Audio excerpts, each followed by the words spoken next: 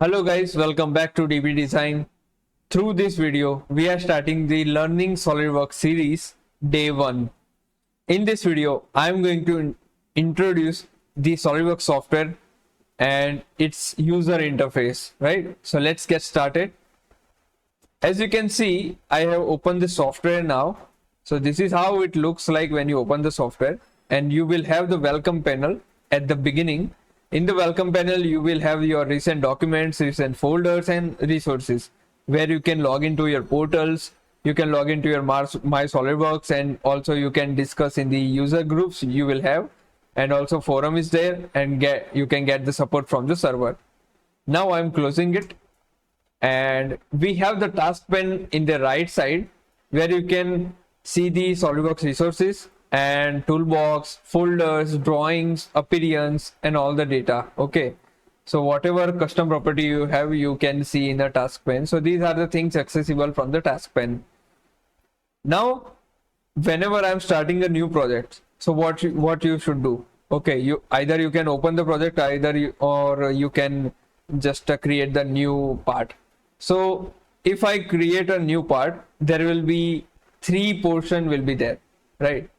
3 ways. First one is a part where you can create the 3D representation of the part, whatever you are creating.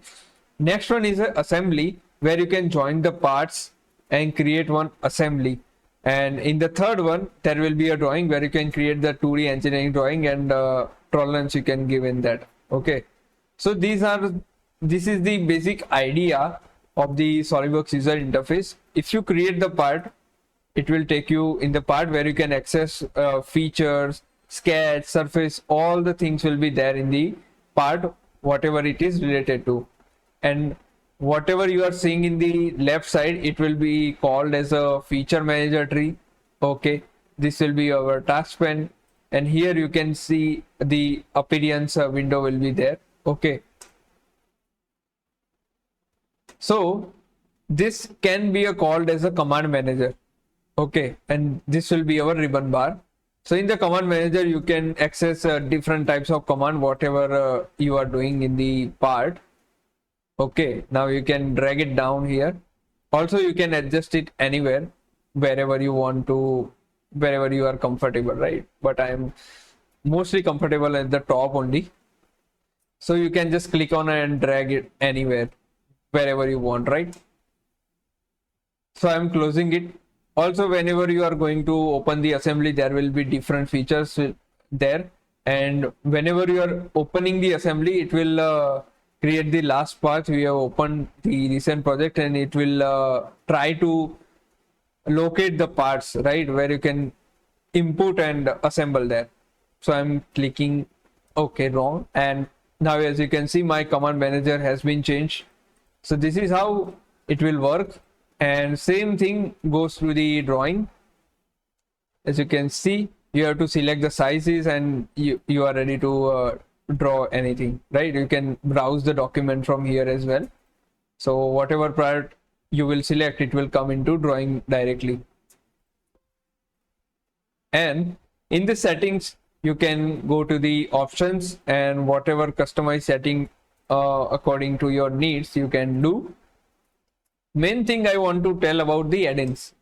So in the add-ins, if your feature is not available in the SolidWorks, so you can just turn it on from this side. And this is the startup loading. Whenever you are starting the software, you want this command or not. Okay, you want this feature or not. So you can just click it OK, and it will take a 1 more second to load. So I'm clicking it off because I don't need in the beginning. So whenever I require, I just click it OK, and it will available for me.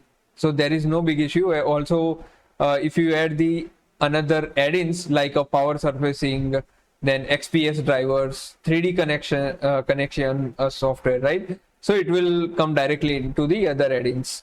So this is the basic introduction of add-ins. And now you can see the button sizes. If you have the very high number, then you can select the large view where you will have the very large icons there. Okay, I'm not comfortable with that. I'm just clicking it small because I want more workspace to work rather than seeing the icons only. right? So this is the basic introduction of a user interface, and in the future videos you will explore more.